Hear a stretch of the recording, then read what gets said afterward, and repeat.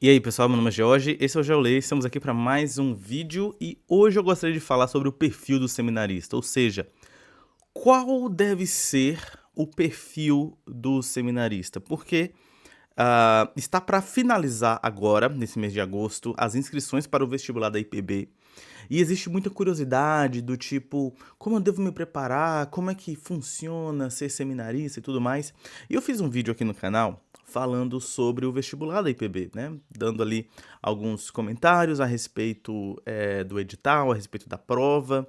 E uma coisa me chamou muito a atenção, que foi um comentário que eu recebi, e eu vou partilhar esse comentário e eu acho que é importante dizer o seguinte, eu vou responder a este comentário, mas eu não quero que essa resposta seja vista como se fosse um ataque ou uma zombaria, mas é porque esse comentário representa muito do que as pessoas pensam a respeito do seminarista. Então eu vou aproveitar esse comentário para falar sobre isso. Olha só, o comentário é o seguinte, a pessoa disse: "Irmão, quem é mais velho, tem família, trabalha e não tem como ir ao seminário presencial nessas cidades disponíveis, não pode ser pastor pela IPB?"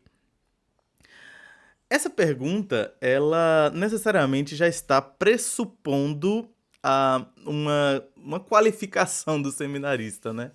Então é sobre isso que eu queria comentar. Vamos por partes, olha só. A pergunta diz: "Irmão, quem é mais velho, tem família, trabalha?" Vamos começar por aí. Mais velho. O que que a pessoa quer dizer com isso? Será que ela acha que seminarista é coisa para jovem? Será que essa pessoa acha que as pessoas que estudam no seminário são todos jovens de 20 e poucos anos, que saiu há pouco tempo do ensino médio ou saiu há pouco tempo da faculdade? Bom, eu vou tomar por base os meus colegas e sendo um pouco mais específico para ser justo com aqueles que têm certa dificuldade de avaliar o perfil do seminarista, eu vou pensar nos meus colegas que se formaram junto comigo, né? Eu tive o privilégio de me formar dentro dos 4 anos, tá? Então, eu vou considerar esse perfil de pessoas que entraram junto comigo e formaram junto comigo, tá? Porque avaliar simplesmente quem entrou, a pessoa pode entrar e depois não conseguir concluir no seminário. Então, talvez não ajude tanto, né? Ainda que seja um recorte que talvez não seja tão justo. Mas vamos lá. Mais velho. Eu tive colegas que não passaram por nenhuma universidade e nenhum curso após concluir o ensino médio. Exatamente, a pessoa concluiu o ensino médio, já estava envolvido na igreja e já foi enviado para o seminário. Então eu tive alguns colegas bem jovens, bem novos, né, com seus 18, 19 anos de idade. Colegas que se formaram, fizeram um ótimo seminário. E tive colegas também bem de idade. Eu tive colegas que alguns brincavam que ia terminar de concluir o curso e já ia jubilar, né? Porque já estava acima da idade, né? Mas eu tive colegas com os seus quase 50 anos, com seus 40 e tantos anos, e que também concluíram o curso, né? E nesse perfil do mais velho para o mais novo, havia uma variedade muito grande, tá? Então, assim, não existe esse pré-requisito de que para você ser seminarista você precisa ser jovem, ok? Vamos lá. A pergunta continua, né? Quem é mais velho e tem família? Esse caráter de família é bem curioso, porque também eu tive bastante variedade na minha turma. Eu tive colegas que eram solteiros, foram solteiros pro seminário. Alguns eram recém-casados, né? Tinham acabado de se casar e foram pro seminário. Outros já tinham anos de casados, né? 5 anos de casados, 10 anos de casados. E em relação a filhos, tinha gente que era casado e não tinha filho. Tinha gente que era casado e tinha um filho. Teve gente que teve filho no primeiro ano do seminário e depois teve filho no último ano do seminário, né? Teve gente que chegou lá e já tinha 4 filhos. Então, assim, não existe um padrão quanto a isso. Teve gente que foi. solteiro no depois de 1 ano de seminário se casou. Teve gente que foi solteiro, começou a namorar, depois de 2, no terceiro ano foi que veio a se casar. Também não existe um padrão. Essa é uma coisa que eu acho muito cruel, tá? Eu ouvi algumas vezes, confesso que eu não dava muita bola, mas é muito cruel para o candidato que está cheio de expectativas, cheio de desejos de se envolver em um contexto de seminário, e aí vem alguém falando: você tem que aproveitar que você não é casado. Ah, você tem que, se você não é casado ainda, nem se envolva com ninguém enquanto você estiver no seminário.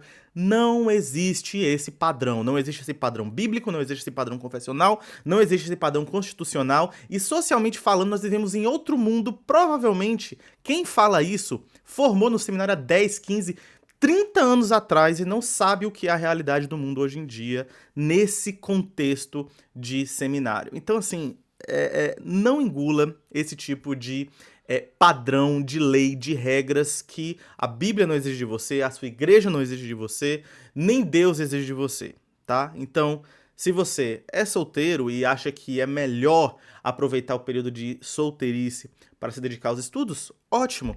Mas se você não consegue ficar solteiro e acha que é bom se casar até para favorecer os estudos, ótimo, né? Claro que você tem responsabilidades e você vai estar em um contexto de dificuldade, é importante conhecer isso. Mas nenhuma dessas coisas é impeditivo quanto à família, tá? Então, ter família não é um impeditivo, em muitos casos favorece. Mas pode ter dificuldades também, tá? Não quero negligenciar dificuldades, não, ok?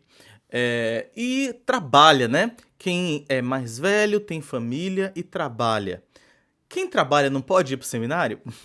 Bom, talvez essa seja uma questão mais difícil, porque se você pensa que alguém vai sair da sua cidade para se mudar para estudar, se essa pessoa não trabalha home office, né, digamos assim, e tal, não trabalha online, ela necessariamente vai precisar mudar de emprego ou deixar o seu emprego. Existem algumas possibilidades para isso. Tem gente que consegue transferência. Eu tive alguns colegas que estavam na cidade de São Paulo e trabalhavam na cidade de São Paulo. Eu tive alguns colegas que trabalhavam em outros lugares. Eu tive a oportunidade de ser aluno do período da manhã, só que por causa de algumas dificuldades eu precisei me matricular no período da noite, e no período da noite a grande maioria, ou praticamente todos, trabalhavam durante o dia e estudavam à noite. Então tinha colegas que trabalhavam dando aula, tinha colegas que trabalhavam no comércio, enfim, tinha todo tipo de possibilidades diferentes de trabalho. Então, existe sim essa possibilidade da pessoa trabalhar e estudar. Se não me engano, é um seminário de Brasília. O meu contexto, né? O meu contexto, eu tô falando de São Paulo, seminário JMC. Mas, se não me engano, o seminário de Brasília, ele só funciona à noite e praticamente todo mundo trabalha e estuda. Então, assim, trabalhar não é o impeditivo para você estudar, tá bom?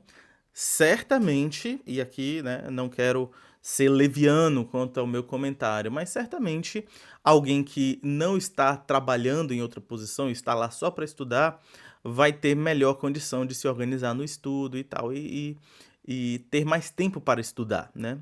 Mas trabalhar não é um impeditivo de estudar, né? Então, ser mais velho ou ser mais novo, família, recém-casados, tendo um filho ou muitos filhos, trabalhar ou não trabalhar, não são fatores definitivos para alguém ser seminarista, né, se preparando para o ministério pastoral na IPB, ok?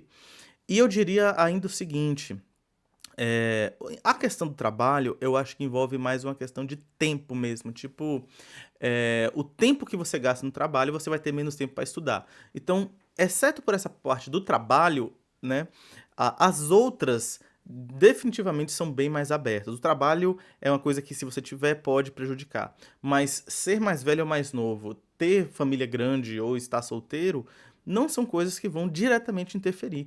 Em alguns casos, pode até te favorecer. Pessoas mais velhas, justamente por serem mais velhas, entram com em alguns casos, né, entravam ali no seminário com um certo temor. Poxa, faz muito tempo que eu não estudo, eu não tenho condições de lidar com isso, eu preciso pegar firme. E eram, às vezes, os melhores alunos da sala, enquanto os mais jovens, mais jovem não tem disciplina, se distrai com as coisas, fica querendo sair, fica querendo curtir. O mais velho não tá preocupado com isso, ele só quer se formar e se tornar um pastor, né? Então, às vezes, ser mais jovem é desvantagem, tá? Em alguns casos. E família também, né? Tem gente que, justamente por ter família, tem um amparo em casa, tem um descanso em casa, por ter esse suporte. Mas, por outro lado, é claro, existem outras responsabilidades em casa também. O solteiro chega, ele pode passar o dia inteiro estudando, sem falar com ninguém, não vai ter ninguém cobrando ele disso, né? Enfim, a longo prazo isso pode ser um problema, mas existem casos e casos, né? Eu acho que essa questão do perfil do seminarista, quando é imposto assim, além de ser injusto, além de ser desconectado da realidade, porque as pessoas vivem em contextos bem diferentes e têm necessidades diferentes, eu acho que é tão complexo quanto é complexo o ser humano. Né? Então, qual deve ser o perfil do seminarista? Ué, como é que é a personalidade de uma pessoa? Qual é a personalidade do seminarista? E aí tem muitas variáveis, né? Então, tenhamos cuidado com esse peso, né? Com essa imposição que nem Deus requer, nem nenhuma outra instância da nossa igreja requer, né? Só que eu lidei apenas com a primeira linha da pergunta. A pergunta segue dizendo: pessoa que não tem como ir para o seminário presencial nessas cidades disponíveis, não poderia ser pastor do IPB? Sob essa ideia de não ir para o seminário presencial, pois é, se a pessoa não vai para o seminário, ela não pode ser pastor. Na nossa igreja, o pastor precisa fazer seminário. Isso sim é constitucional. Agora, existe uma qualificação aí, né? Seminário, aqui ó, presencial.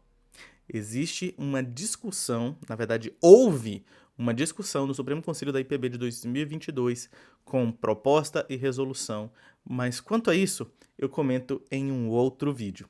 Por esse vídeo, eu fico por aqui, mas e aí, o que você achou dessa ideia de comentar aqui a respeito da formação pastoral, de responder comentários? Se você tiver mais comentários sobre essa área, deixa aí embaixo, porque eu vou ficar muito feliz em ver e talvez eu traga um vídeo dedicado, como eu fiz nesse caso aqui, ok?